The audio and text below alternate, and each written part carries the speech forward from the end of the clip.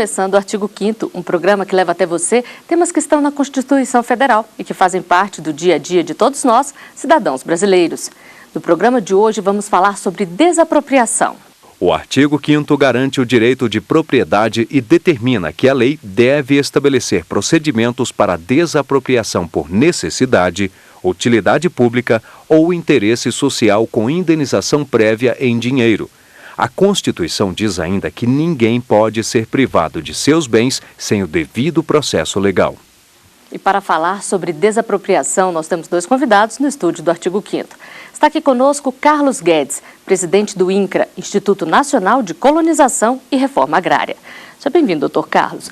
Queria que o senhor começasse falando para a gente como e quando uma pessoa pode ter as terras desapropriadas para efeito de reforma agrária. Então, a Constituição Federal incorporou o que já se previa no Estatuto da Terra e estabeleceu que os imóveis rurais que não cumprem a função social da propriedade são passíveis de desapropriação, para fins de reforma agrária. E esses imóveis, ao não cumprir a função social, seja no aspecto produtivo, no aspecto ambiental, do bem-estar de quem vive, quem produz na área ou nas relações de trabalho, terá, com todo o processo judicial previsto, o direito a uma indenização prévia. E esses imóveis são destinados para trabalhadores rurais que se enquadram no perfil de beneficiários da reforma agrária. Também está aqui conosco Rodrigo Ferreira. Ele é presidente da Comissão de Defesa da Ordem Urbanística da Ordem dos Advogados do Brasil, do Distrito Federal.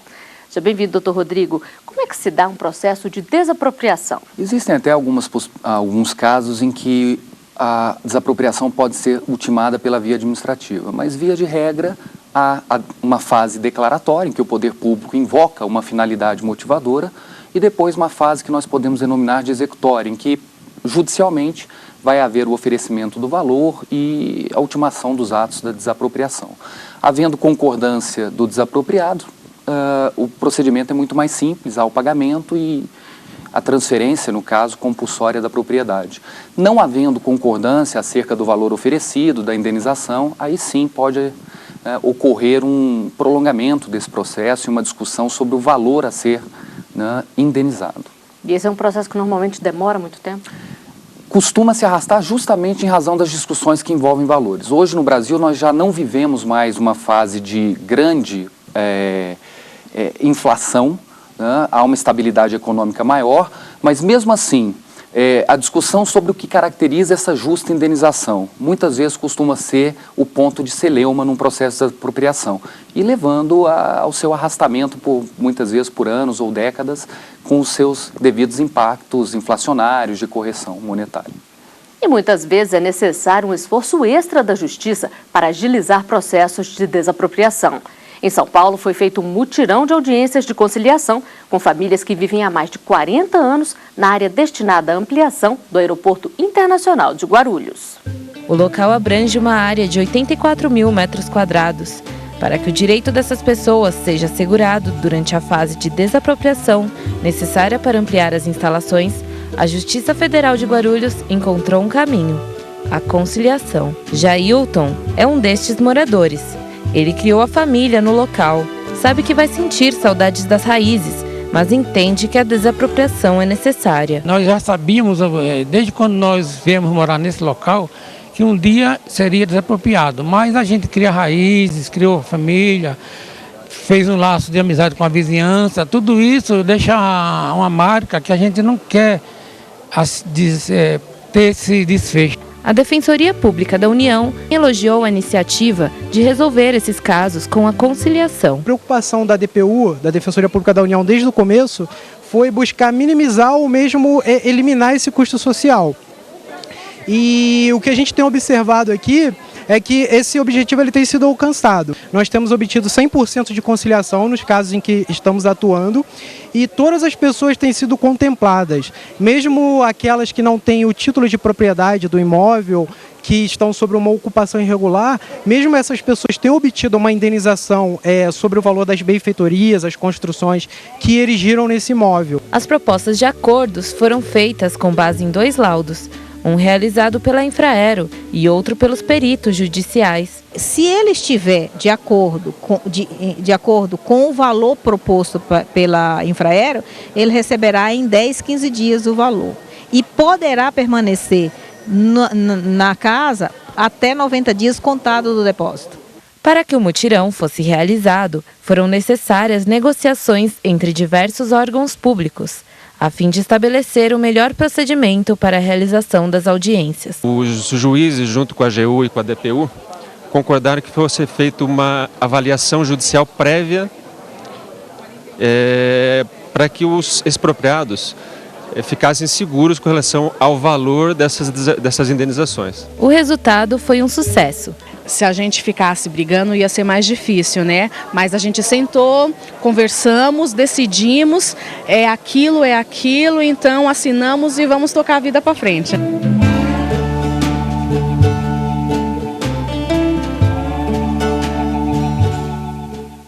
Doutor Rodrigo, a gente viu aí que nesse caso as famílias entraram em acordo, mas e quando isso não acontece? O poder público, movimentando um processo desapropriatório, na verdade tem a obrigação de depositar o valor que ele considera devido a partir das avaliações feitas. Como eu disse, havendo concordância, esse valor pode ser levantado. Não havendo, aí nós vamos ter uma discussão judicial. Há a perspectiva de se levantar até 80% desse valor e o restante fica depositado e vai haver uma discussão. E aí a perspectiva de laudos periciais, avaliações técnicas, para que se possa, dentro do contraditório, fornecer subsídios para que o magistrado arbitre o valor tecnicamente considerado adequado, de acordo com as previsões constitucionais. A indenização tem que ser justa e esse critério corresponde não só ao valor venal, mas outros aspectos que envolvem até mesmo lucros cessantes do desapropriado, juros moratórios ou, a depender do caso, também juros compensatórios, até mesmo os honorários advocatícios vão envolver esse cálculo da indenização. Agora, doutor Carlos, a gente vê que muitas vezes as pessoas ocupam uma terra irregularmente e vão ficando ali.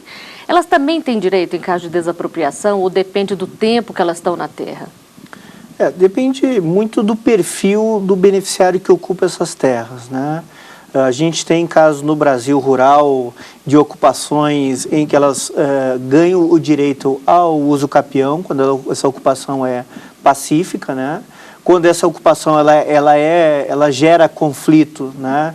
Via de regra, nós, enquanto INCRA, dentro da previsão legal, vamos aferir se aquele imóvel cumpre a função social, visto que existem previsões legais de impedimento de vistoria de imóveis que foram objeto de ocupação, né? Mas em casos em que o próprio Supremo Tribunal Federal caracterizou em que essa ocupação não inviabilizou a continuidade da produção na propriedade rural ocupada, é possível aferir se esse imóvel cumpre a função social. O que é fundamental nesses casos é que o INCRA, junto com a Comissão Nacional de Mediação de Conflitos Agrários, vai identificando a possibilidade de, caso esse imóvel não cumpra a função social, o INCRA abrir o procedimento de desapropriação, encaminhar à Presidência da República a decretação do imóvel e fazer, né, o depósito em juízo daquele valor que se identifica como justo e prévio para obter, conforme prevê a legislação, a posse imediata, né?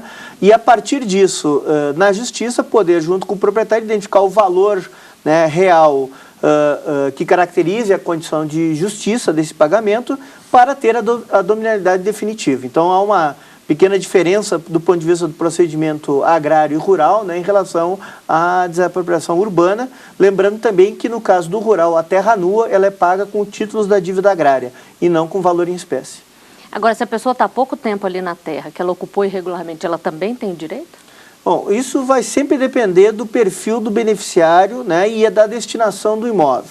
Então, o que a gente sempre verifica é que em casos em que há uma reivindicação de desapropriação de um imóvel, né, faça uma análise desse beneficiário se ele se enquadra no perfil previsto na legislação, no perfil de beneficiário da reforma agrária. Inclusive, esse mecanismo está sendo aperfeiçoado porque nós estamos cruzando esse cadastro de potenciais beneficiários da reforma agrária com o cadastro único dos programas sociais do governo federal, o que nos dá maior segurança de que as pessoas que estão reivindicando terra não são eventualmente pessoas que não se enquadram no perfil, sejam de pessoas necessitadas ou de perfil de beneficiários de reforma agrária. Só complementando o que o Dr. Carlos colocou, e é bom frisar isso até para quem está nos vendo, realmente há uma diferença de procedimento, né? A desapropriação, como ele frisou, na medida em que ela se destina à reforma agrária e também para a propriedade urbana, porque o Estatuto da Cidade hoje também prevê a possibilidade de se desapropriar um imóvel urbano que não cumpra a função social, na verdade nós vamos ter um caráter de sanção. Então, realmente, aí vai haver uma distinção. É o que nós denominamos de desapropriação-sanção, seja para fins de reforma agrária, no contexto da política agrícola, fundiária e da reforma agrária na Constituição, ou até mesmo, repito, hoje, mais recentemente, prevista para a propriedade urbana, no contexto também de uma política urbana para o Brasil. Esses casos de desapropriação-sanção vão ensejar o pagamento com um procedimento um pouco diferenciado por meio de títulos da dívida pública, da dívida agrária, respectivamente. Então, não envolve, a priori, o pagamento em pecúnia. E esses títulos, a pessoa tem um prazo para resgatar? Sim, a lei prevê. Né? São 10 anos previstos no Estatuto da Cidade no que se refere à propriedade urbana, e quando nós falamos nas TDAs, nos títulos da dívida agrária, para fins de reforma agrária, nós temos um período de resgate até 20 anos, conforme a previsão constitucional e da legislação própria. Agora, como que um proprietário que tem a terra desapropriada para reforma agrária por estar inativa, por exemplo, como ele pode recorrer e provar que ele produz naquela terra? No caso da reforma agrária, né, todos os laudos de avaliação de cumprimento da função social da propriedade e de avaliação do imóvel, eles são publicizados e tem o prazo, né, tanto do ponto de vista administrativo quanto próprio judicial, para apresentação de recurso, né? E os padrões que são utilizados são os padrões da ABNT, né? Então, ou seja, o INCRA trabalha com referências nacionais e internacionais de avaliação. No caso do cumprimento da função social da propriedade, no aspecto produtivo, você trabalha com o grau de utilização da terra, né, que ele não pode ser inferior a 80% da área aproveitável para a produção agrícola ou extrativista ou mesmo pecuária sendo utilizada. E um outro indicador é o grau de eficiência econômica, que ele estabelece que dentro daquilo que foi utilizado, um percentual mínimo de produtividade. Então, a partir desses parâmetros é que se estabelece se o imóvel pode ser desapropriado, porque não está atendendo, seja pela utilização da terra, ou seja pela eficiência econômica, os graus mínimos de utilização.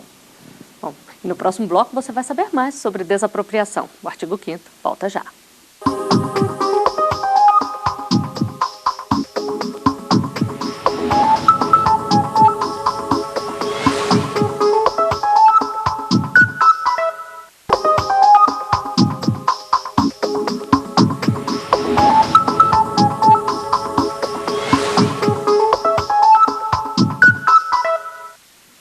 De volta com o artigo 5º. Os nossos convidados são o advogado Rodrigo Ferreira, conselheiro da Ordem dos Advogados do Brasil no Distrito Federal, e Carlos Guedes, presidente do INCRA. No programa de hoje estamos falando sobre desapropriação. E um levantamento da Advocacia Geral da União mostra que tem aumentado o número de ações envolvendo desapropriação para obras do PAC, Programa de Aceleração do Crescimento. As desapropriações de terras e imóveis aumentaram o volume de ações judiciais em obras do Programa de Aceleração do Crescimento, o PAC, nos últimos meses. Os processos de expropriação representavam 42% do total de questionamentos na Justiça. Cresceram 20% e já respondem por quase 2/3 das ações envolvendo empreendimentos de infraestrutura. No total, as 20 mil obras do PAC enfrentam 8.609 processos, sendo 5.405 referentes a desapropriações, incluindo tanto as ações do governo quanto as movidas pelos proprietários. Os números são do levantamento feito pela Advocacia Geral da União. Entre as obras com maior número de processos estão as de recursos hídricos, habitação, saneamento, rodovia e aeroportos. São essas as que mais têm exigido desapropriação de terras. Doutor Rodrigo, em caso de desapropriação para obras do governo, aí muda um pouco os critérios? Na verdade, as finalidades que podem motivar uma desapropriação são a necessidade ou utilidade pública e o interesse social. Nós falamos aqui de reforma agrária ou até mesmo se tratarmos das funções sociais das cidades, da propriedade urbana, nós temos uma motivação no interesse social. Então, quando o poder público faz, por exemplo, um programa habitacional, pretende desapropriar uma área para essa finalidade, o interesse social é o motivo, a finalidade motivadora da desapropriação. Agora, no PAC, nós podemos ter também alguns dos seus projetos destinados à habitação, coisas do gênero, embora haja um outro programa, né, para isso. Então, podem atender ao interesse social. Mas boa parte das obras, quero crer, vão estar motivadas na necessidade ou utilidade pública, porque são obras de investimento, são obras de infraestrutura no país. Então, nesse caso, o procedimento em si desapropriatório, ele tem uma certa equivalência, não vai mudar pelo fato do motivo não ser o interesse social propriamente. Mas os critérios são diferentes de uma desapropriação para fins de reforma agrária, como antes eu coloquei, a caracterização, quando há caracterização de uma sanção. Como o doutor Carlos bem colocou, o que motiva uma desapropriação para fins de reforma agrária? A caracterização de uma terra improdutiva ou até mesmo que não atende a outras funções sociais da propriedade rural. Nesse caso, há um caráter de sanção, pagamento com títulos, justamente para punir o proprietário. É diferente de uma situação em que o poder público, apesar da prevalência do interesse público, não tem interesse em punir ninguém, apenas desapropria para uma finalidade de interesse público. Agora, aqui a gente está falando muito em função social da propriedade. Só para a gente deixar claro, o que é essa função, doutor Carlos? Então, a Constituição brasileira prevê, no caso da propriedade rural, né, 4 quesitos que eles simultaneamente têm que ser atendidos para a aferição do cumprimento da função social da propriedade. Primeiro é o produtivo, que eu já fiz, inclusive, referência antes, né, sobre tecnicamente como é que faz a aferição, né, desses elementos produtivos. Segundo, o ambiental. E nesse momento em que nós temos uma nova legislação ambiental, né, em curso, será muito mais fácil aferir se esses imóveis cumprem, né, a função social da propriedade pelo quesito ambiental. O terceiro aspecto é o do bem-estar social, de quem vive na propriedade e de quem trabalha, né? Então, aqui, muito importante relacionar com as regiões do nosso país hoje que se concentra a pobreza extrema, em que as condições de bem-estar social são reduzidas. E um quarto está relacionado com as relações de trabalho. O Ministério do Trabalho vem usualmente identificando imóveis, né, onde existem relações de trabalho análogas à escravidão, e esses imóveis também podem ser passíveis de desapropriação em função de não cumprir um dos quesitos da função social da propriedade prevista na Constituição brasileira. Existem casos, doutor Rodrigo, em que a desapropriação não pode ser feita de jeito nenhum? Existe alguma propriedade que é resguardada totalmente? Como colocado, a função social ela se espraia, inclusive, para além da propriedade rural, também envolvendo a propriedade urbana. Nós ressaltamos, assim como a propriedade é um direito fundamental garantido, protegido pela nossa Constituição, deve atender à função social. Então, ressalta-se muito, por exemplo, a questão da moradia, que é um outro direito fundamental invocado no que se refere à função social da propriedade. Então, diante desse contexto, em princípio, a propriedade é resguardada, a propriedade privada é assegurada. Agora, claro, havendo, como eu coloquei, o interesse público prevalente, nós vamos poder, né, e vai haver a alienação compulsória da propriedade para o poder público. Agora, em alguns casos, a legislação e a própria Constituição impedem essa desapropriação, especificamente no caso da reforma agrária, que é o nosso foco aqui também. A terra improdutiva vai ser destinada ou pode ser destinada a um programa de reforma agrária. Mas do mesmo modo que a Constituição permite essa desapropriação, deixa claro que a pequena e média propriedade, bem como, obviamente, a propriedade produtiva, não podem se submeter à desapropriação para fins de reforma agrária. Ou seja, não se submetem a essa desapropriação com caráter de sanção. O que não significa dizer que uma desapropriação, digamos assim, normal, como eu disse, em que o poder público não quer punir ninguém, mas apenas quer fazer valer o interesse maior, o interesse público, possa desapropriar. Claro que, nesses casos, a prevalência do interesse público permite a desapropriação. Mesmo que seja o único imóvel da pessoa ou que seja a pequena propriedade? Não. Se for com a motivação de reforma agrária, tem esses critérios. Mas se for, o que eu estou elucubrando aqui é a possibilidade de uma desapropriação, digamos, uma expressão aqui talvez não tão adequada, mas corriqueira, ou seja, em que não há destinação a uma política de reforma agrária, em que não há intenção de punir aquele proprietário por não haver cumprido a função social da propriedade, mas sim porque há uma premência, há uma necessidade do poder público em desapropriar. Nesse caso, o interesse público prevalece. Agora, mediante justa e prévia indenização. O desapropriado vai ter que se resignar, vai ter que aceitar a desapropriação em razão do interesse público, mas ele tem direito à justa e prévia indenização. E nas ruas as pessoas falam sobre desapropriação e reforma agrária. A equipe do Artigo 5º foi conferir as opiniões. Não acho justo não, porque a terra tem dono, né? Se a pessoa não está ocupando ela, porque no momento não deu para ocupar. Mas se ele comprou e pagou, é dele. Por que o governo é obrigado a tomar? É uma coisa sua, você tem direito de fazer o que quiser, não é isso? Está documentado, tudo dentro da lei. Então, é meu, vendo para quem eu quiser, e se não quiser vender também, ninguém me obriga. Pagou por aquilo ali, né? Se tiver a escritura da terra, né? Acho que a pessoa tem um direito, né? Eu já vi casos assim de ter um sem terra, pegar 3, 4, entendeu, chácaras, depois vende, vai de novo fazer a mesma coisa. Doutor Carlos, a gente vê que as pessoas não ficam muito satisfeitas com essa possibilidade de perder a terra, né? Como é que é feita a fiscalização para não acontecer o que o entrevistado por último falou ali? Alguém receber uma terra, vender e entrar no programa de novo? O INCRA tem uma sistemática de supervisão de lotes de reforma agrária, né? Fruto desse trabalho, mais de 36 mil lotes foram retomados em função de que os ocupantes não preenchiam o perfil de reforma agrária. Hoje nós temos já mecanismos muito avançados tecnologicamente que nos permitem fazer inclusive um acompanhamento remoto dessas ocupações. Hoje no site do INCRA você consegue ver as ocupações dos assentamentos de reforma agrária lote a lote localizados no mapa, né?